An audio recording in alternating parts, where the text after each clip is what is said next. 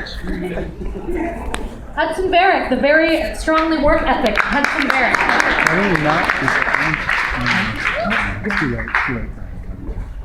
Well, I hate to touch on themes already covered tonight, but the topic was hooked. And in my experience, I've had two things I've been hooked on. They're the two most powerful forces in the universe: love and heroin.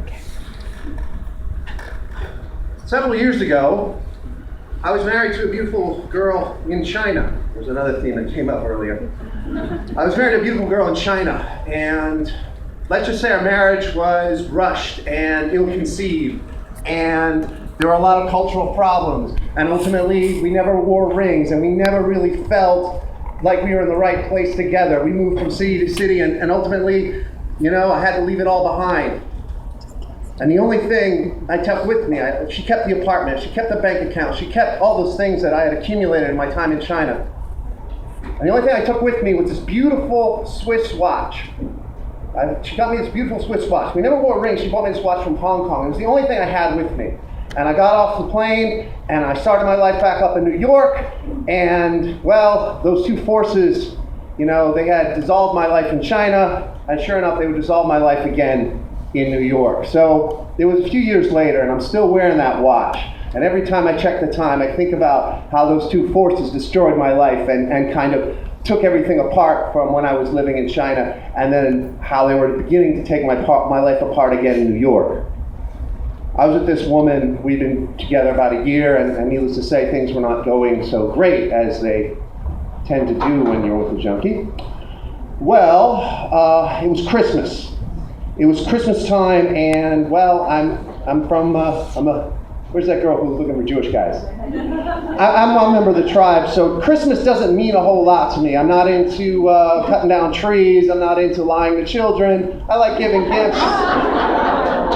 But in general, Christmas pisses me off. I've always kind of felt alienated from it for obvious reasons, and I just don't like the music. But anyway, Christmas came to the city.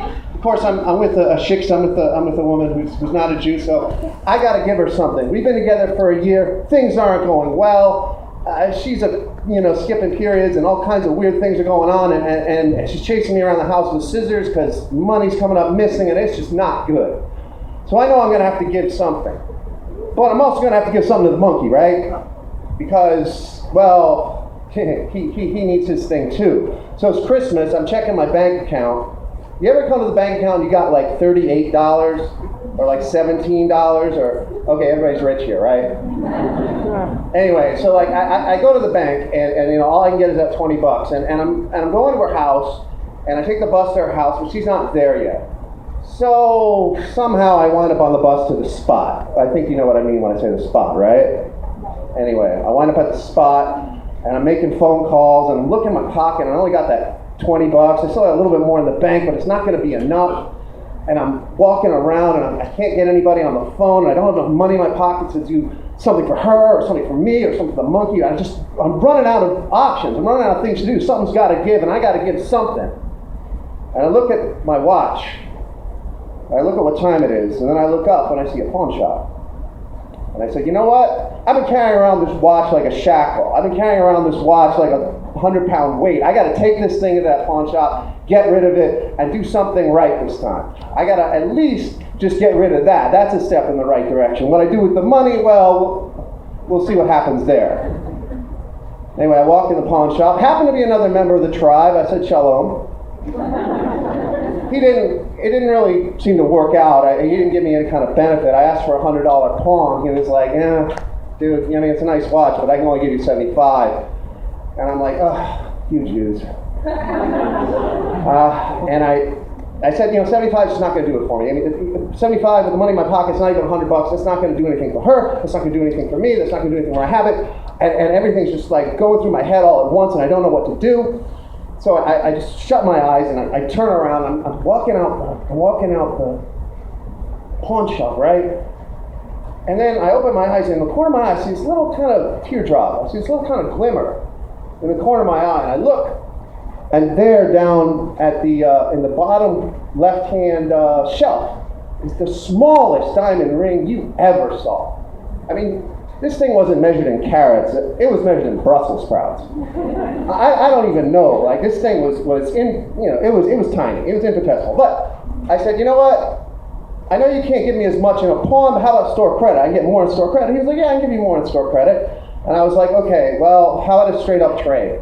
I'll give you this watch, and you give me the smallest ring in the store. And he took it out, and he charged me $5 for the box. And he shined it up, and I took it, and I got on the bus back to her place.